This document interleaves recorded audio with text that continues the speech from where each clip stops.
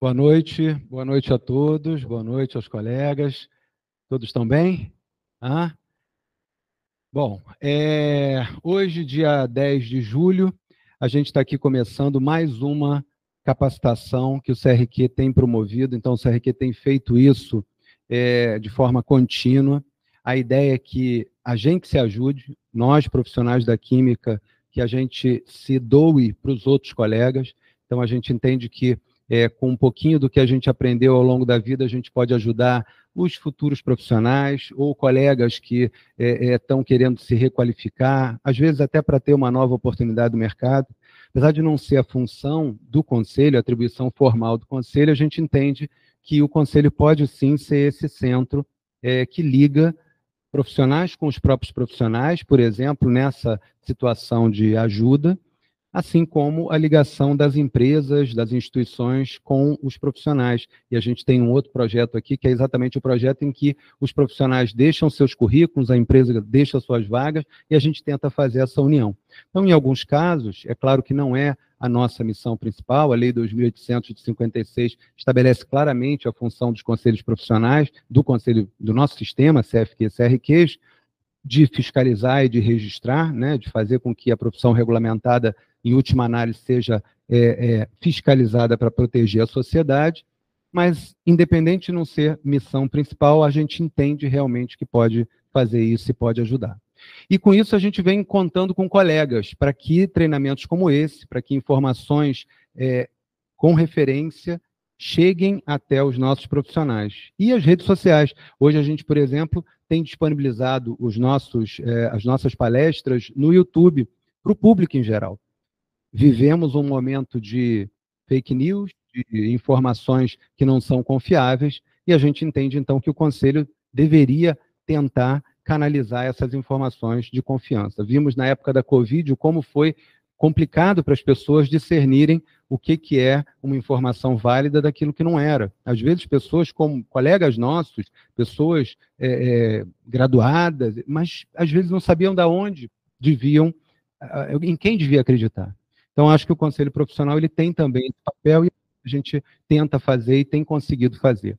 O CRQ tem tido, pelo menos, no mínimo, 2 capacitações mensais desde que a gente entrou, e assim a gente vai tendo vários temas de interesse, temas que são importantes e que vêm sendo aqui discutidos nesse âmbito, assim como nos âmbitos das câmaras técnicas. Eu queria aproveitar esse momento, não sei se todos aqui que estão hoje assistindo a gente aqui fisicamente ou pela videoconferência se sabem, mas o CRQ ele traz câmaras técnicas operando, entre as quais a Câmara Técnica de Meio Ambiente, que o nosso palestrante de hoje participa. Já deve ter uns 2 anos, né, Godoy, que participa da Câmara Técnica de Meio Ambiente. Então, eu fiz parte dessa Câmara durante muito tempo. Hoje ela é coordenada pela nossa diretora Aline. E temos outras, temos câmaras técnicas de petróleo e gás, câmara técnica de cosméticos, fármacos e saneantes, agora, mais recentemente, de química verde também, câmara técnica de alimentos e bebidas, enfim, uma série de câmaras técnicas que vocês, no site do Conselho, conseguem, entre outras coisas, ver informações, textos técnicos que são sempre produzidos. Agora, no Dia do Meio Ambiente, por exemplo, a Câmara Técnica produziu uma cartilha e lá disponibilizou. Então, é isso que eu quero convidar a vocês também para fazer, como o Godoy, se aproximar do Conselho, muitas vezes através de câmaras técnicas.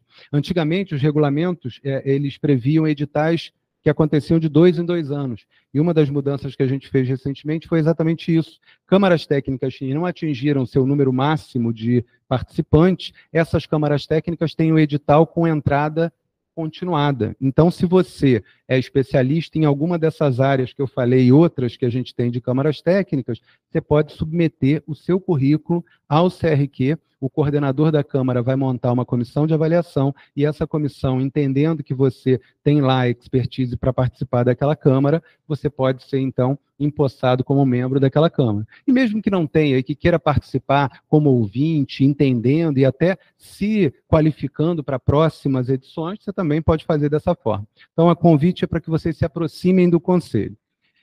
Agora, agradecer José Marcos Godoy, nosso palestrante de hoje. nosso membro da Câmara Técnica de Meio Ambiente, uma pessoa de notório saber na área acadêmica, na área profissional, com diversas questões ligadas ao meio ambiente, da PUC também, não é isso? Então, te agradecer muito pela parceria. Mais uma vez, lembro a vocês, aqui a gente faz dedicação voluntária. São profissionais que estão aqui na presidência, na diretoria, no conselho, nas câmaras técnicas, doando o seu tempo para os outros profissionais. Então, por isso, a gente precisa realmente valorizar e agradecer. Godoy, muito obrigado. Tenha uma boa palestra, uma ótima palestra a todos.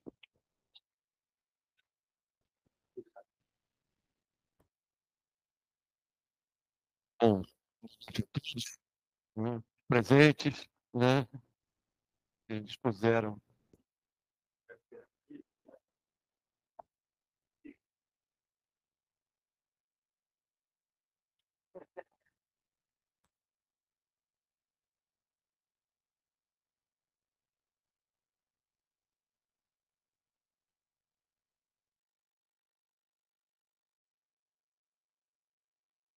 Não, mas tudo bem, vamos lá.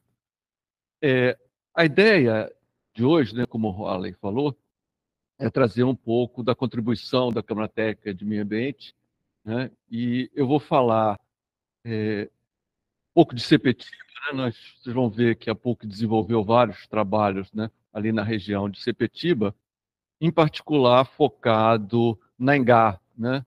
Então, a gente tem tinha, né, vamos dizer, tem ainda, né, um passivo ambiental ligado à Engá Mercantil.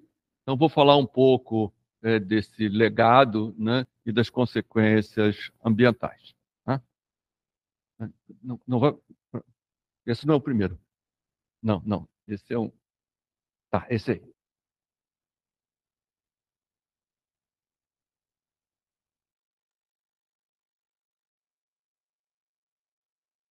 Basicamente em zinco e cádmio, né, que são, né, os principais metais oriundos da Engá metalúrgica. Vocês vão ver que, na realidade, nos insumos, né, existiam outros elementos presentes, mas, no fundo, né, os principais impactos estavam relacionados com zinco e cádmio.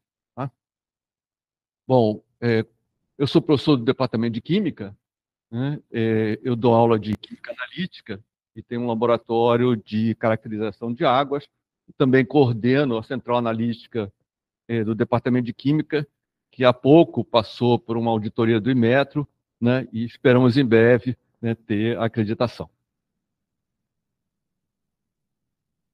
Bom, alguns dados da Baía de Sepetiba, né? Ela tem cerca de 300 quilômetros, né, de espelho d'água, né? Ela envolve 3 municípios, Rio de Janeiro, Itaguaí e Mangaratiba, né? Ela está interligada à Baía da Ilha Grande através do canal da Ilha Grande, que uma das preocupações, muitas vezes, né, é saber se o material que foi liberado para a Baía de Sepetiba acaba chegando na Baía de Ilha Grande. Então, uma das preocupações, né, é essa interligação e para ver se, na realidade, essa contaminação acaba chegando à Baía da Ilha Grande.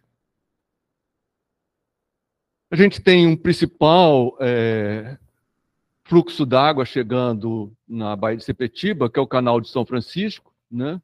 E a gente pode ver, né, comparativamente, ele é de longe, né, o maior contribuinte em relação, por exemplo, ao Canal do Guandu e o Rio da Guarda. Além, né, da área industrial que a gente tem ali a área industrial dali de Campo Grande, né, que a gente tem a Casa da Moeda, você tem a Cozígua, né, e a própria Siderúrgica do Atlântico. Em volta da Baía de Sepetiba, a gente tem alguns portos em particular, né, o Porto de Sepetiba, né, que era conhecido como Porto de Itaguaí, né, o Porto Sudeste, né, a base submarinos, né, que a Marinha está construindo, né? Na realidade já está pronta, né? Vai ser a base dos submarinos nucleares, né? Então, a gente tem um terminal da Companhia Siderúrgica do Atlântico, né? E na Ilha da Madeira, né, a gente tem todo esse legado ambiental, né, da Companhia Mercantil Industrial do Engar, né? Na realidade, o Porto do Sudeste, a base de submarinos, né, estão localizados também na Ilha da Madeira, né? Essa é para ter uma ideia, né, da batimetria da... Deixa eu pegar aqui o laser, está aqui o laser? Tá, né? Então está aqui a conexão, né, que eu falei há pouco, né, da conexão entre Ilha Grande, né, a Baía de Ilha Grande e a Baía de Sepetiba, né? O amarelo são as áreas mais rasas, né, e o azul são as áreas mais profundas, e a gente vê aqui claramente, né, o canal, né, para a atracação dos navios, né, que vão, né, parar aqui nessa região, né, da Ilha da Madeira, onde você tem a base submarina, que fica aqui, o Porto do Sudeste logo do lado, né, aqui o Porto de Itaguaí, e nessa região daqui a gente tem o terminal da Companhia Siderúrgica do Atlântico.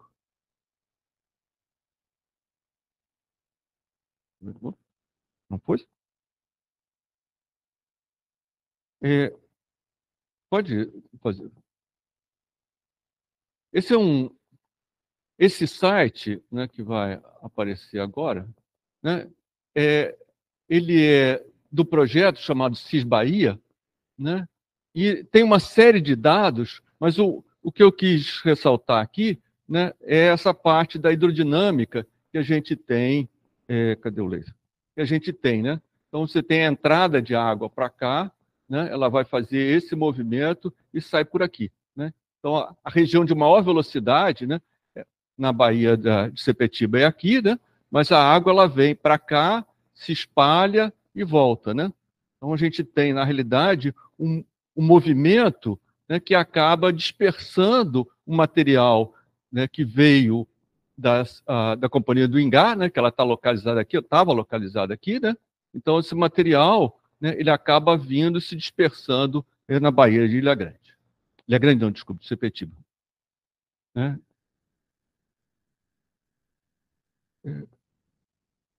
Também tem como consequência, né, esse movimento, né, você acaba, né, dispersando o que aqui é o canal de São Francisco, né, que traz uma quantidade muito grande de material particulado, ele acaba, né, vindo nessa direção daqui, né? Quem já passou de avião sobre a Baía de Sepetiba, né, vê claramente essa pluma, né, que é bastante significativa, né, do material que vem junto com o canal de São Francisco e depois vem para cá, né? Então, a gente tem uma região aqui que se deposita, né? Tanto que já dragaram essa região daqui, tentando limpar a praia, né? Mas é enxugar gelo, né? De novo, esse material se depositou, né? Aqui dá para ver, né, o terminal, né, da Companhia Siderúrgica do Atlântico, aqui está o Porto de Itaguaí, né? Aqui a gente tem outro terminal, né? Aqui a base submarino, aqui outro terminal. Então, essa região toda aqui, né, é uma região que é constantemente dragada, né, de modo a manter livre o canal para a atracação dos navios.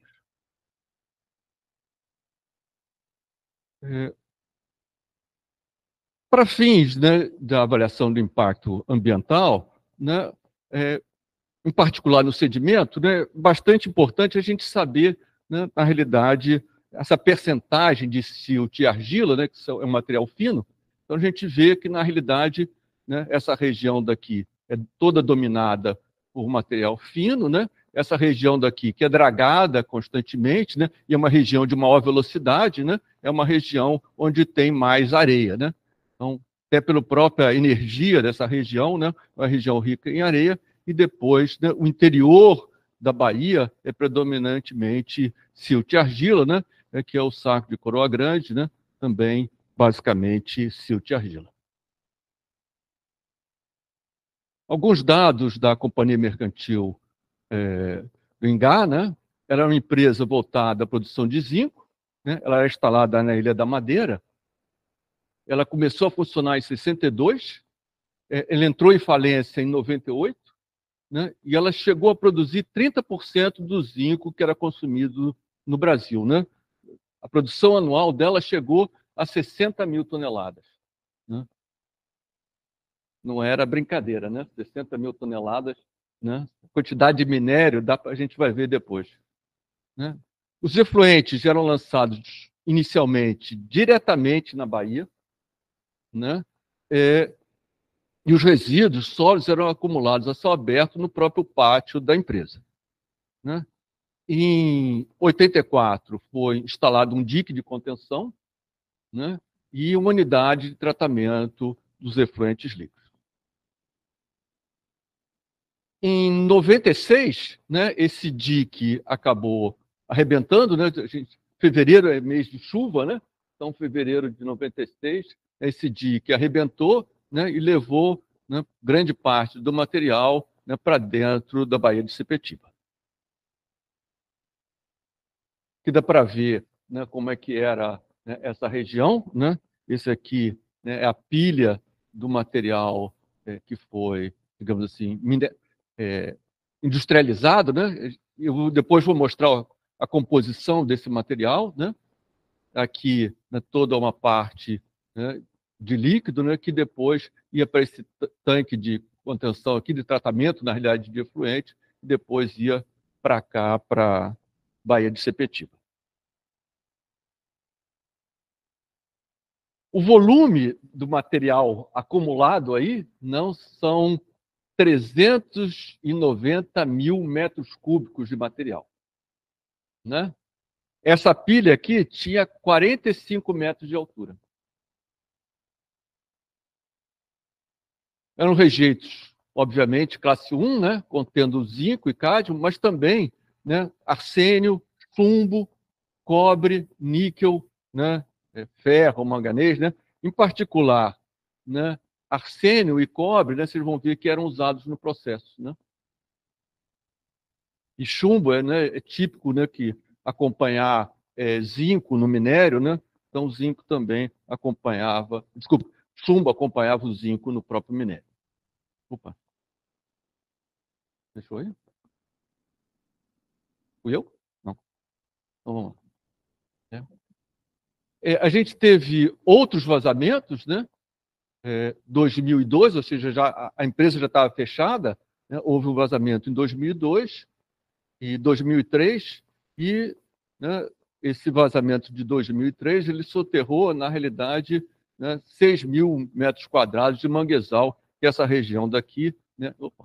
Essa região daqui é uma região de manguezal, né? Então, grande parte desse manguezal em contato aqui acabou sendo soterrado por esse material que veio da Companhia Engar. Né?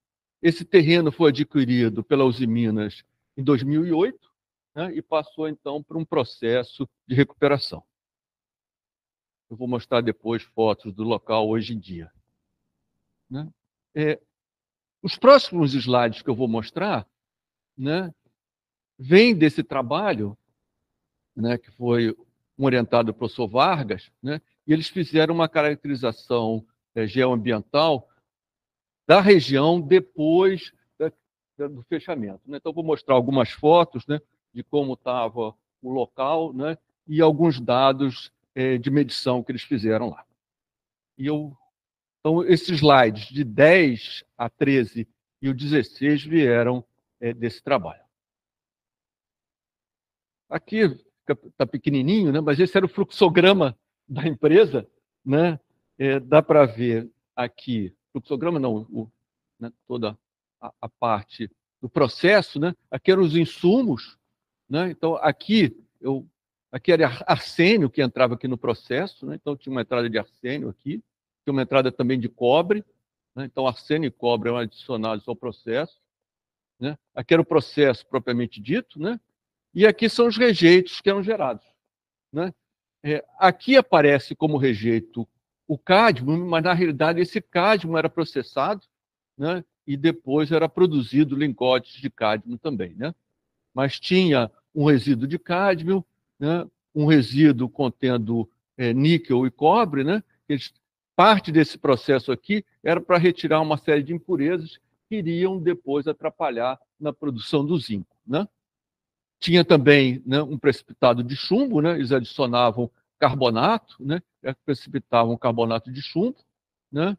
E por fim, né, depois do processo de produção do zinco, né? Era um processo eletroquímico, né? A gente tinha a lama anódica, né, presente aqui, que ia depois, né, para aquela pilha, né? Então aquela pilha, ela tinha, né, todas essas partes, né, compondo aquela pilha.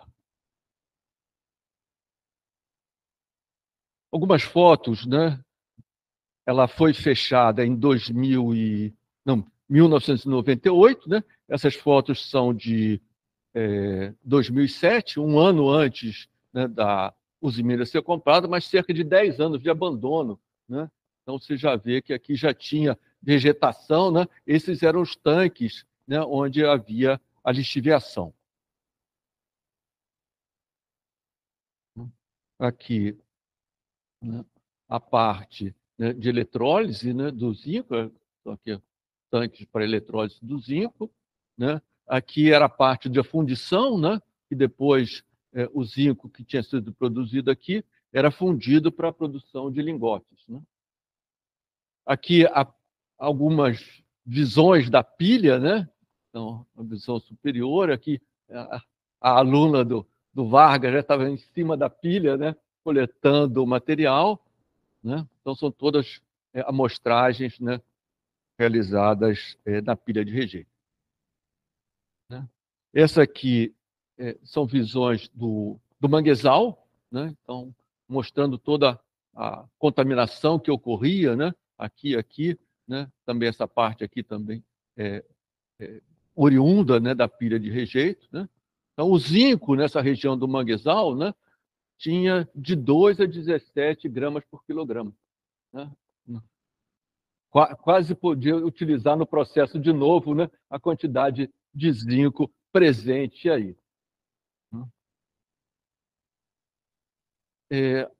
Essas fotos vêm desse documento, é um documento do INEA, né, antigo FEEMA, né? Eles fizeram um levantamento na Baía de Sepetiba, né, um projeto junto com a GTZ alemã, né? E aqui dá para você ver, né, misturado, né, com o manguezal, a lama, né? Quando você passa a mão assim, né, você vê essa parte vermelha que é a lama oriunda da Engar, né? Então você tem uma contaminação bastante significativa do manguezal, que fica hoje em dia como uma fonte latente, né? Então, por fim, né, pouco antes do descomissionamento da indústria, né, a gente vê a foto, né, de como estava antes do descomissionamento, né? Aqui foram uma série de poços que foram furados, né, nesse local, né, e eu queria chamar a atenção, né, desse conjunto de 3 poços aqui, né, em particular o poço 8 tinha 15 gramas de zinco por litro, né? O limite, né, é 1 miligrama, você tinha 15 gramas por litro, né? Essa região daqui, né, tinha 7 gramas por litro, né? Então, é um cinturão aqui que vai aparecer daqui a pouco de novo, né? Que no próprio, digamos assim, passivo ambiental, né, ficou a contaminação da água subterrânea, e uma das exigências do INEA, né, foi que houvesse um rebaixamento do lençol freático para evitar, né, a contaminação da água subterrânea em contato, né, com essa área. Então, a situação atual, né, é bem diferente, né? Essa daqui é uma estação de tratamento de água subterrânea, é engraçado, né? Estação de tratamento de água subterrânea. Eu vou mostrar a foto de frente, né? Aqui, na realidade, a gente tem um processo de precipitação de hidróxido de zinco, né? E a água que entra aqui atualmente tem, né, na faixa de 1 grama por litro, né? E ela tem que sair abaixo de 1 miligrama por litro, né? Aqui dá para ver, né? Aqui a gente tem uma parte, ela tem várias canaletas, né? Onde é injetado, né, um floculante e injetado também hidróxido de sódio, né? E aqui a precipitação e depois um sistema de decantação. E aqui não dá para ver direito, mas tem, na realidade, uma caçamba onde o sólido é depositado e dessa caçamba, então, ela vai para um filtro prensa. Cadê o zoom? Está vendo aqui, tá, joia? Está vendo aqui? Ó? Aqui a parte, o líquido entra aqui, né? E recebe o floculante, né, e o precipitante, e depois está aqui a caçamba, onde o hidróxido de zinco é depositado. Entre os anos de 2013 e 2016, 2013 foi instalada, né, essa unidade de tratamento de água, né? Ela tratava 15 metros cúbicos por hora, né? É um volume bastante considerável, né? A partir de 2016, né, esse volume caiu para 10 metros cúbicos por hora. O volume tratado até, né, 2024 foi 614 quilômetros cúbicos, né? Ela entra com 1 grama por litro, sai abaixo de meio miligrama por litro, né? E se a gente pegar esses dados, a gente tem uma produção de zinco por essa unidade, né, de 614 toneladas. Né? Não é nada comparado com os 600 mil toneladas por ano, mas mesmo assim é bastante coisa. Né? Esse material é recuperado, né? Mas é um volume razoável, né, que é tirado dessa região. Né? Bom, consequências ambientais. Né? A principal consequência ambiental foi a contaminação dos sedimentos, né? Já que o material que saiu basicamente na forma sólida. Né? Esse foi uma tese que eu orientei, né? Não é nepotismo, né? Mas tem uma série de dados que eu achei importante, né, colocar. Né? O Rodrigo trabalha comigo até hoje. Essa foi a malha amostral para sedimentos superficiais. Né? Ela foi baseada naquele documento, né, que foi produzido, né, pela antiga FEEMA, né, e a GTC, um documento de 2006. Né? Eles tinham 38 pontos. E a gente utilizou a mesma malha porque, na realidade, a gente queria comparar os resultados, né, com os resultados, né, de 2001, quando foi feita a coleta, está presente nesse relatório. Nós também tiramos testemunhos de sedimento. Né? Esse é um amostrador gravitacional. Né?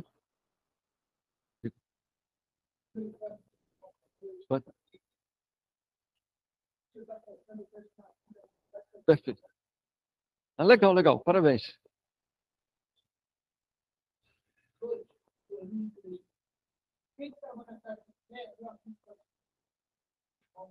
Claro.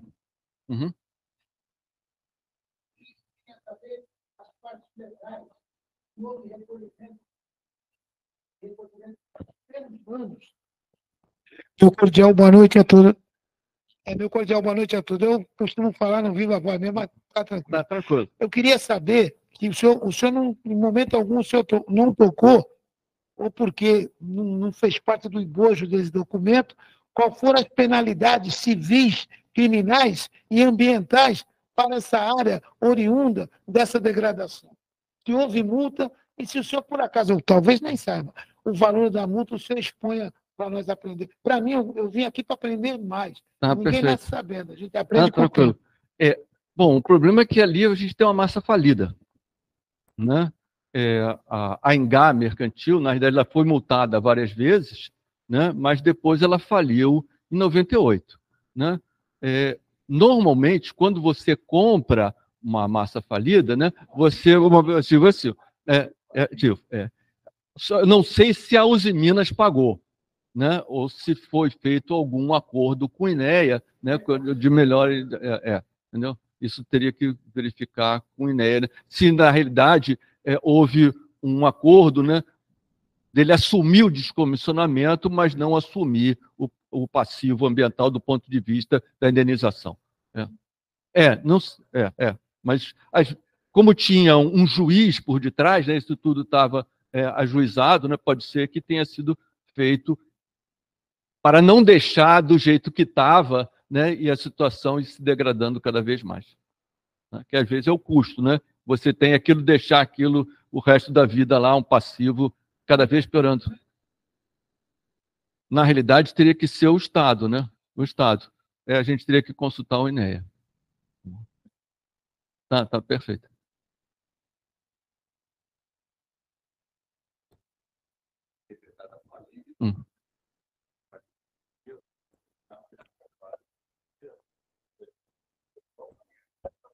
Uhum.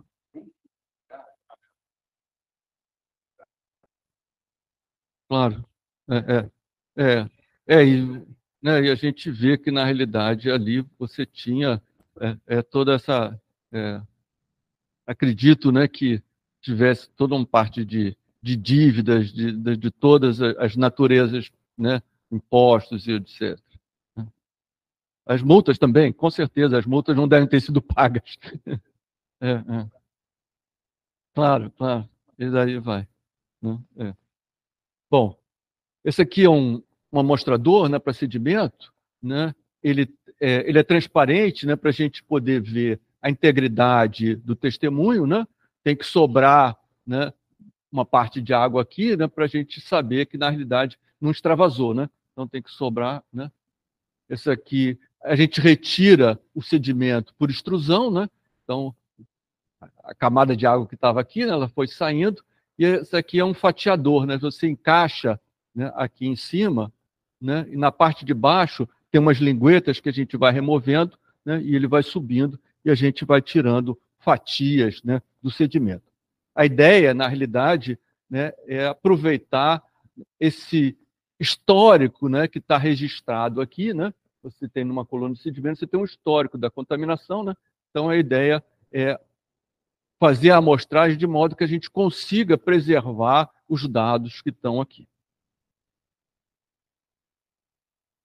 Bom, né, na época da tese do Rodrigo, né, 2018, né, esses eram os valores de zinco na região, né? O nível 2 para zinco está aqui, né, nessa faixa aqui, na transição do azul para o verde, né? Então, toda essa região daqui, né, já está acima dos 400, né? Em particular, essa região aqui, né, está na faixa de 1.200, e aqui, né, é a Ilha da Madeira. Essa região daqui e essa região daqui, né, estão abaixo dos níveis 2 do CONAMA.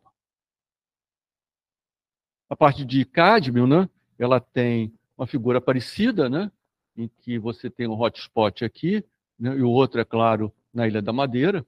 Né. Parte desse hotspot, né, está relacionado com aquele movimento que a gente viu, né, que tinha né, arrastando, né, da Ilha da Madeira para essa região daqui. Né. Então, esses hotspots acabam sendo consequências, né, desse daqui. Eu quis mostrar o cromo, né, que é outro metal que não tem nada a ver, né, com a Engá. Você repara que o perfil de distribuição é bastante distinto. Né? Então, só para mostrar que a diferença, né, entre um que está relacionado com a Engá, né, e o outro que não está relacionado.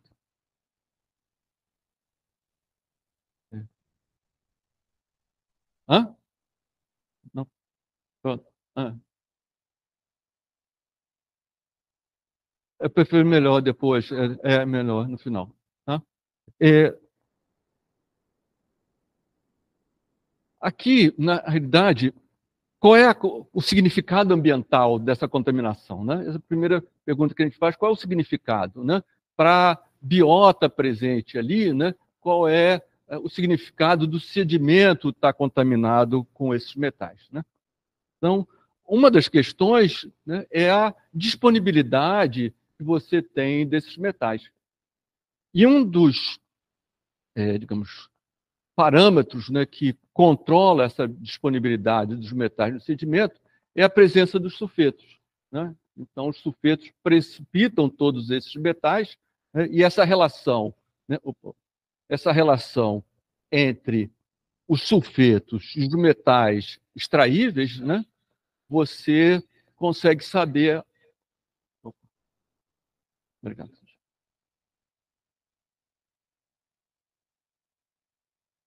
Se esses metais estão disponíveis ou não. Então, essa relação tem que ser menor do que 1, né? Você tem que ter mais sulfetos do que metais. E a gente vê aqui que essa relação, na realidade, está bastante favorável, né, à retenção desses metais no sedimento. Por outro lado, né, quando você vai dragar, né, e você leva, né, você tem que tentar preservar o sedimento anóxido, né, senão esse material é biodisponibilizado. Eu também a quantidade de matéria orgânica. A quantidade de matéria orgânica que vem pelo Canal de São Francisco. Da Baixada, né? Toda a Baixada ali, né? Aí vem. E esse aqui, né, é uma tentativa que a gente fez de verificar, né, se houve redução da contaminação do sedimento com zinco, né? À medida que você vai depositando camadas mais limpas, né, e o sedimento fica menos contaminado. Nesse sedimento superficial. Então, a gente vê aqui, né, essa é a diferença percentual entre os dados de 2016, né, e os dados... 2018, desculpa, e os dados de 2001, né? Cerca de 16, 17 anos de diferença, né? Então, aqui, né, essa parte, a gente tem a diferença de 60%, né? Ou seja, essa região daqui já teve uma redução de 60%, né? Essa região daqui perto da Ilha da Madeira, nada, né? Aqui também nada, mas essa região daqui central, né, já teve uma redução bastante significativa, né, da presença de zinco. Figura bastante semelhante, né, para o cádmio, né? Só que os valores aqui, né, no cádmio, né, chega, né, quase a metade, né, ou muito menos da metade, né, 100%. Né? Aqui são valores bem mais baixos, né, que também algo que contribui para essa redução nessa região daqui são as dragagens, né? Porque você está constantemente dragando para a questão do canal de acesso dos navios. Então, com base nesses resultados, né, a gente propôs uma malha amostral, né, para um monitoramento rotineiro da Bahia, né?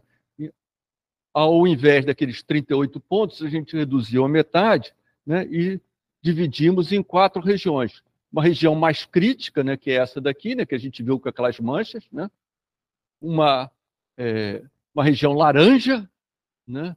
Uma de advertência amarela e uma que está boa, né? Que é essa daqui, que também já contribui, né? A região de maior energia, mais areia, né?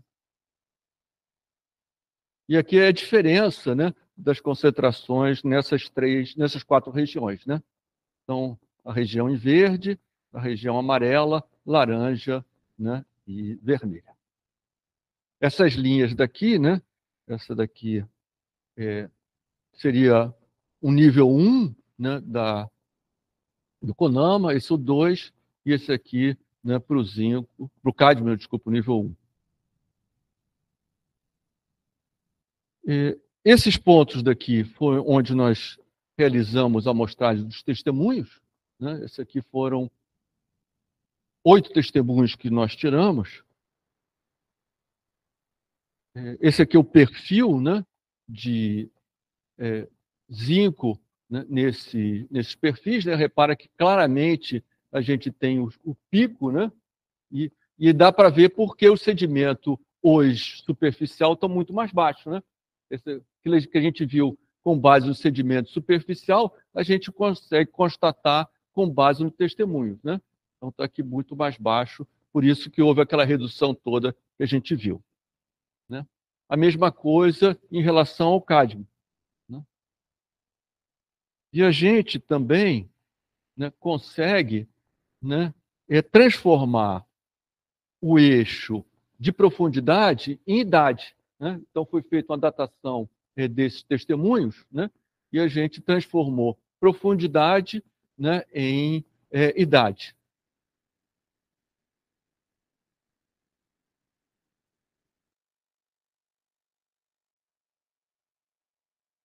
É, 2002, 2003, né? 96, que é um pouco aqui para baixo, aqui está bem 96, né? Bem nítido o de 96, aqui também, né? Está bem nítido 96, mas a gente nota, né, que outros derramamentos, outras coisas já tinham acontecido, né? Está aqui claramente, aqui, por exemplo, na faixa de 1970, né, já tinha acontecido um derramamento, né, significativo que impactou, né, a Baía de Sepetiba. E, por fim, né, eu queria colocar um pouco do significado ambiental, né, para os organismos da região, né? Então, aqui, né, esses em vermelho são ostras, que são cultivadas, né, no local, né? E esse aqui são os sedimentos, dados sedimentos com base na datação, né? Então, a gente tem o registro, né, que as ostras são utilizadas, né, no monitoramento, né, da Baía, né? Existem colônias de ostras que são colocadas de propósito, né, para o monitoramento da Baía, né? Então, a gente tem registro temporal desses dados, né? E a gente compara, né, com o perfil de zinco no sedimento, né? Então, repara que eles respondem muito parecidos, né? Um pouquinho defasado, né? Mas repara que, né, quando subiu no sedimento, né, subiu nas ostras, depois, quando houve né, o decréscimo, né, ele decai também, né? Então, mostrando que, na realidade, pelo menos hoje em dia, né, as ostras lá, né, são comíveis. Esse aqui é a referência, né, de onde eu tirei esse gráfico. Então, concluindo, né, ainda hoje, né, os impactos oriundos, né, dos derrames da Ingá Mercantil, ou seja, 20 anos depois, né, esses impactos ainda são perceptíveis na Baía de Sepetiba. Foi aqui, né? E além da questão dos sedimentos, né, esses efeitos, né, são sensíveis na água subterrânea, né? Coisa que, né, é importante, né, que essa água subterrânea que é captada na área da antiga instalação, né, ela está contaminada e esse processo de bombeamento, não sei até quando, né, o pessoal vai ficar rebaixando o lençol ali, né, mas você vê que a concentração de zinco até hoje, né, nessa água subterrânea é bastante significativo, né? Não sei até quando, né, a Usiminas vai ficar, né, bombeando e tratando aquela água, mas é algo que, pelo menos tão cedo, não pode ser descontinuado. É isso aí. Muito obrigado.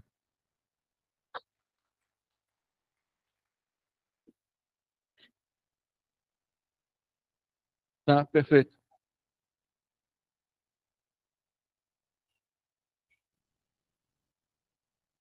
Obrigado.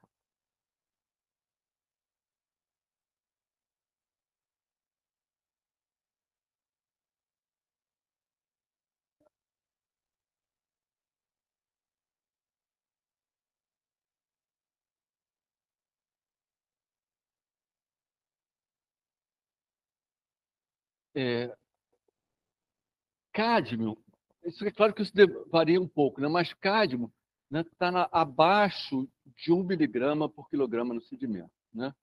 1 miligrama por quilograma, né? E zinco, né, varia, né, algumas centenas de miligramas por quilograma a concentração de zinco no sedimento. Ou seja, a gente tem valores que são 1000 vezes, né, acima do esperado.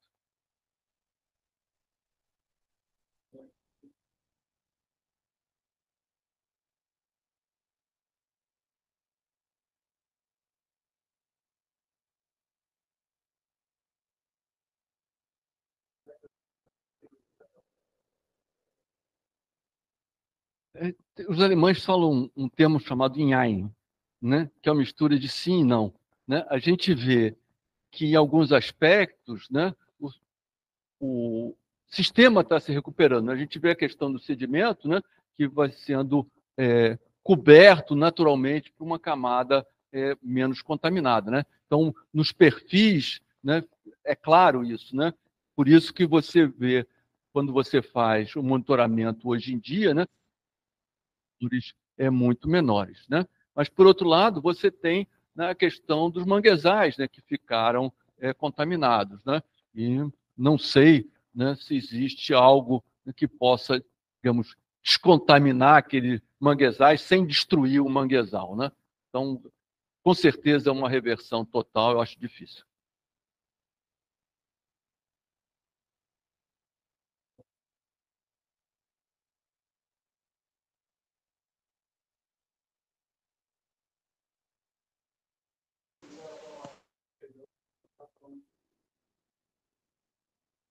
Sulfetos.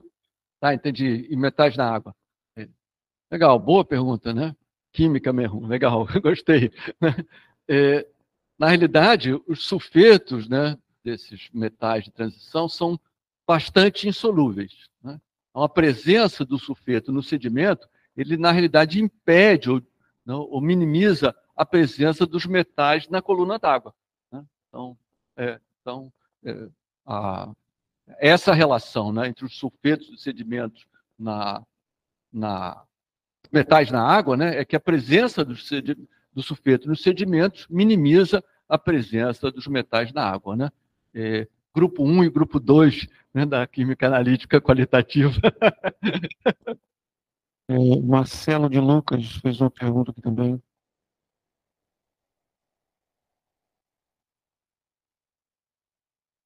Não, não faz. Né?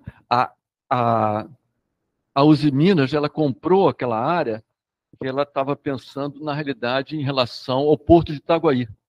Né? Ela queria fazer ali um terminal de contêineres.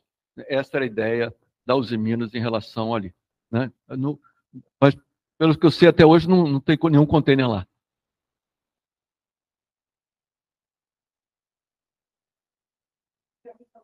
Não, perfeito. Não, é legal. Não, de jeito nenhum. Eu estou habituado, né?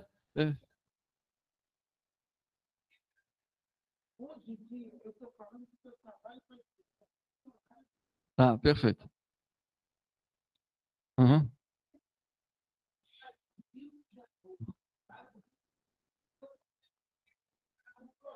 Uhum.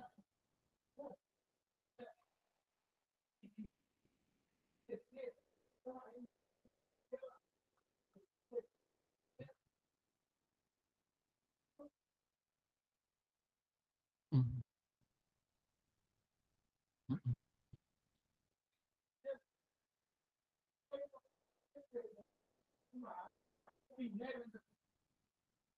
Uhum.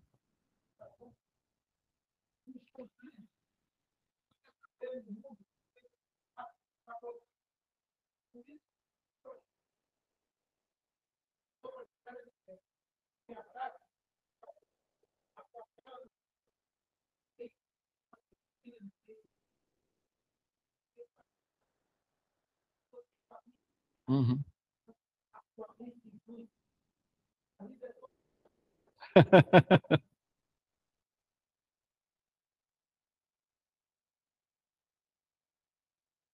É, ali você tem, na questão de minério e carvão, na realidade você tem pátios de minério e de carvão para as siderúrgicas. Né? Agora, o minério oriundo, que era um minério oriundo da Bahia, isso já não existe mais. A gente tem agora outro tipo de minério na região, que é o ferro e também o carvão, que serve como insumo, né, para as siderúrgicas que estão lá.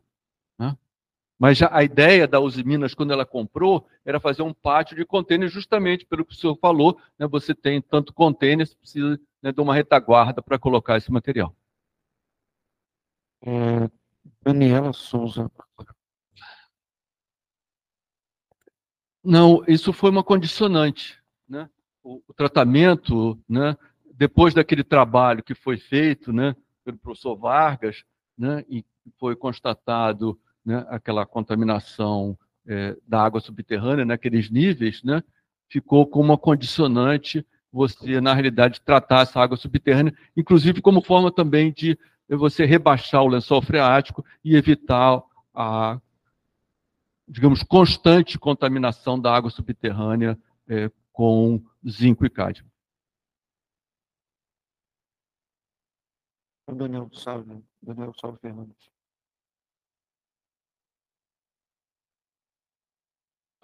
Não.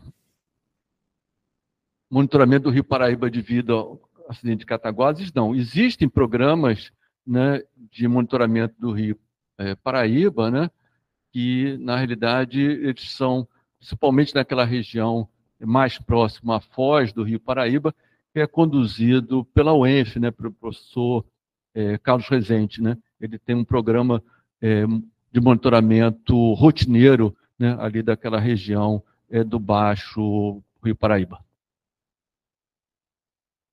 Quem agora? Elvis.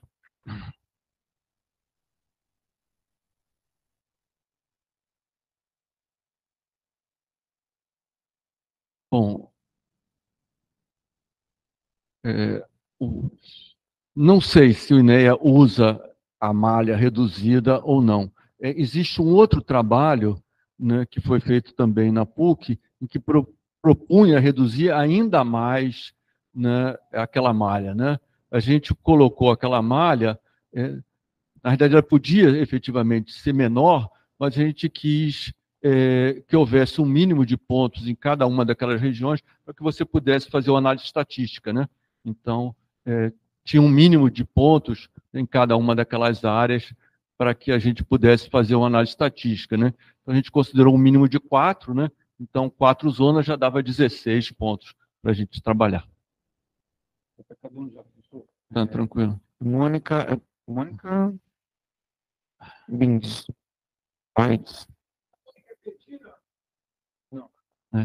Existe, sim, um programa de coleta de sedimentos e também a biota, pelo que eu sei, é um trabalho com bivalvos, né, que é feito ali. Existe um programa rotineiro, né, de monitoramento naquela região, inclusive pelos operadores, né, dos portos, né, eles têm um programa de monitoramento naquela região e esses dados são repassados para o INEA. De novo.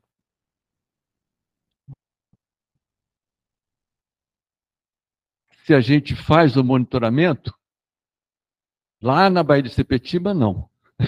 A gente fez, foi durante 5 anos, né? Terminamos agora, nós fizemos toda a malha amostral da Bacia de Campos e da Bacia de Santos.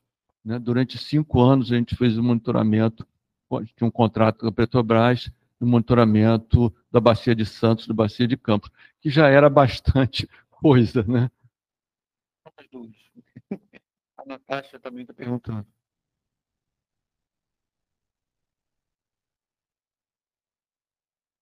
Essa daqui, não, esse do Davi eu já respondi, né? Uhum. De previsão, né? E da Natasha. Tecnicamente, mais aqui.